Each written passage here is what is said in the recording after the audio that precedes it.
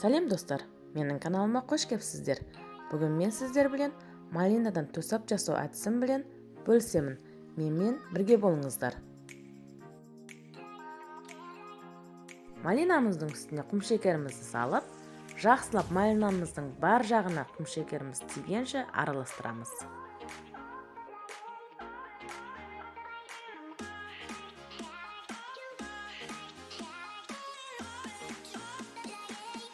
Құмшекерімізде малинамыз біріккенше жақсылап араластырып, үстіне бір бокал суымызды қойып, газымыздың астына ең жоғары отқа қоямыз.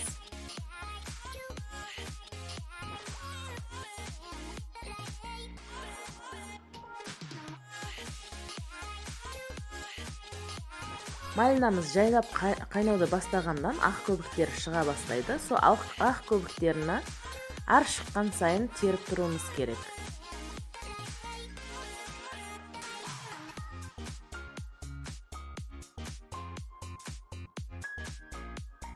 Малинаның тосабының өте көп пайдалы қасиеттері бар. Шамалдаған кезде алып, бір қасығын ыстық шайға салып, ыстық ішсеңіз, терлетіп, шамалдауларыңызды алады. Сондықтан малинадан тосап жасаудан ерінбеңіздер.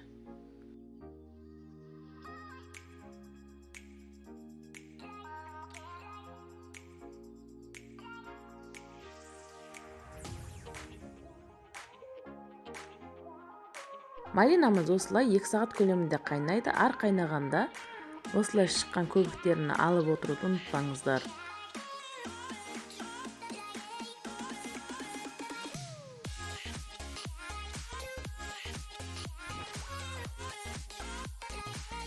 Малина 2 сағат көлемінде қайнайын дегенше сіздер бұл жақта банкаларыңызды барлап қоюды ұмытпаңыздар. Мен банкаларды барлап болдым.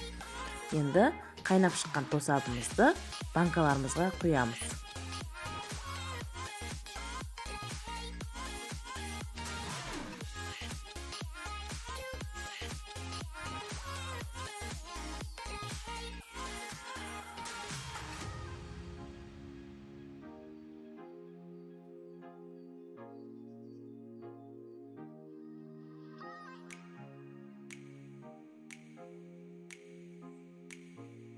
Бірінші парланған банкаларым сәл суып қалғандықтан, тосапты құйғанда осылай банкаларды сәл қымылдатып жіберемін. Банка шытынап кетпестігі үшін.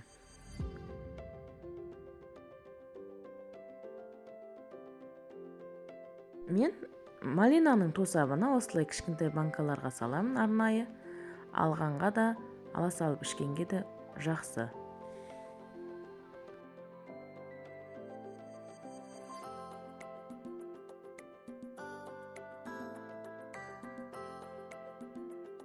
Мінекей, осылай банкаларымызға жайластырып, сосын банкаларымыздың ауыздарын жақсылап бұрап, дайындап қойдық.